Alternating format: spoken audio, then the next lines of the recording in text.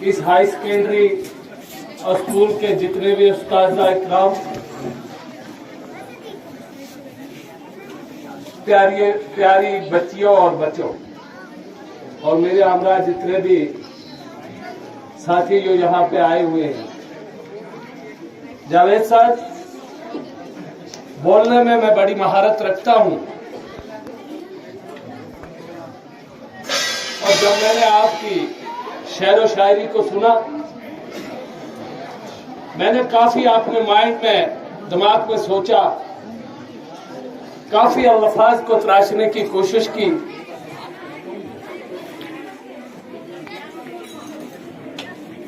मगर मुझे आपकी शेर व शायरी और आपकी बात का कोई जवाब नहीं मिला।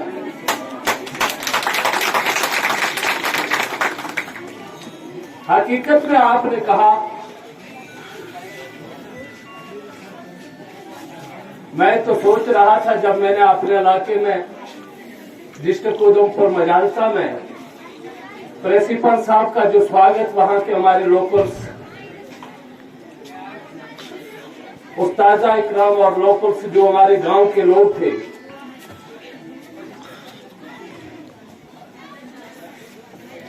उन्होंने जिस तरीके से इस्तकबाल किया,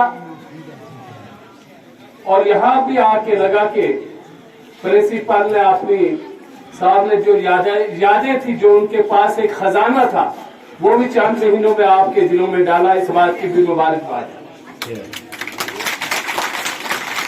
मैं अपनी लाइफ पे बात करना चाहता हूं, थोड़ा सा आपको हिट देना चाहता हूं। मैं इनके मामू का लड़का हूं और मेरी बड़ी सिस्टर इनके घर में है। हमारे कबीले से पहले जो टीचर्स लगे थे, सर लगे थे, और इन वादियों में अक्सर हमारे लोगों का नोमैड थे, खाना बदोश थे, आना जाना होता था। और मुझे याद है, मैं अभी मामू जी से, फरीद साहब से बात कर रहा था और सर से भी बात कर रहा था कि एक दफा मैं यहाँ से ये जो सरवा है, इस पहाड़ गुम के बीच में से और मंदे मार्ग से गुजरा हूं, पुगुल से, और हमेशा इस इलाके से लगाव रहा।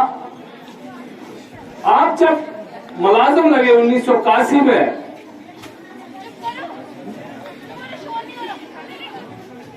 तो आप यकीन मानिए कि हमें उस वक्त शिक्षा देने का आपने काम किया। ये मेरे उस्ताद भी है और जीजा जी भी है।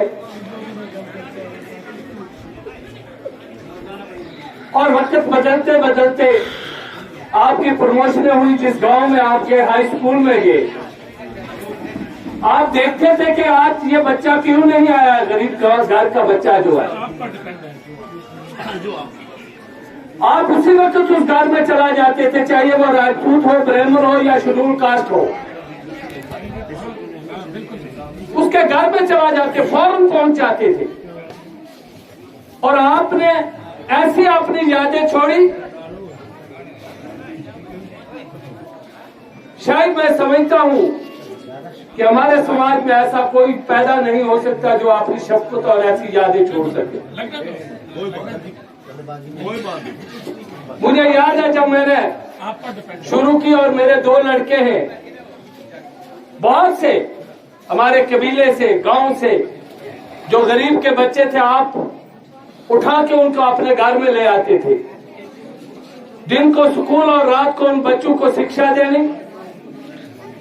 यकीन मानिए, मुझे नहीं मालूम, ये मेरा लड़का है जो, ये भी टीचर है। हम तो नीचे ऊपर भागते रहते थे, 6 महीने ऊपर और 6 महीने नीचे भेड़ बकरियां लेके।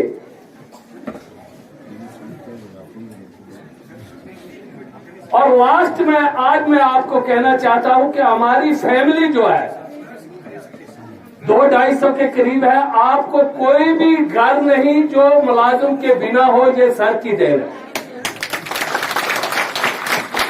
आपने इंजीनियर भी पैदा किए, मेरा लड़का एक इंजीनियर है। आपने डॉक्टर भी पैदा किए, और उसके साथ साथ गांव के जो लोग थे, टीचर्स थे जो साथ में, अमला जो था। अब जो मयालता में प्रोग्राम हुआ, मैं उन छोटी बच्चियों को और बच्चों को, और जो इनके साथ टीचर्स थी, जो हम सफर साथी थे, कोई ऐसा व्यक्ति नहीं देखा जिसकी आंखों से आंसू ना गिरे हो। आंसू निकलना कोई आसान बात नहीं है। ये दिल से जो एक जख्म होता है ना, दिल से निकला हुआ ये मोती आंख से नीचे गिरता है। जैसे जावेद सर अभी आंखों से आंसू गिर रहे थे और मेरी आंखों से भी आंसू गिर रहे थे। इन्होंने अपने इलाके में एक ऐसी मिसाल छोड़ी है, अपने कबीले में छोड़ी और अपने इलाके में जिस तरह आप में छोड़ी।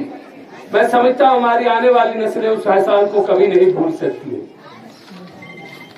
एक शादाब सरसब्ज ऐसा एक पौधा इन्होंने पैदा कर दिया है हमारे लोगों के लिए, नोमैड के लिए, सब लोगों के लिए। हमारी दुआएं इनकी लॉन्ग लाइफ के लिए, इनकी तरक्की के लिए, आगे इनकी कामयाबी के लिए इनका क्या रोल रहेगा वो ये खुद ही बताएंगे। और अल्लाह इनकी उम्र लंबी करे, इनके बच्चों की उम्र लंबी करे। हमारी दुआ ये कबीला हमेशा फलता फूलता रहे।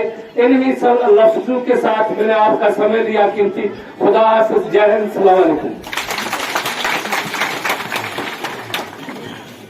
जिनके जीवन में लोग अजीज होते हैं वह बड़े खुशनसीब होते हैं।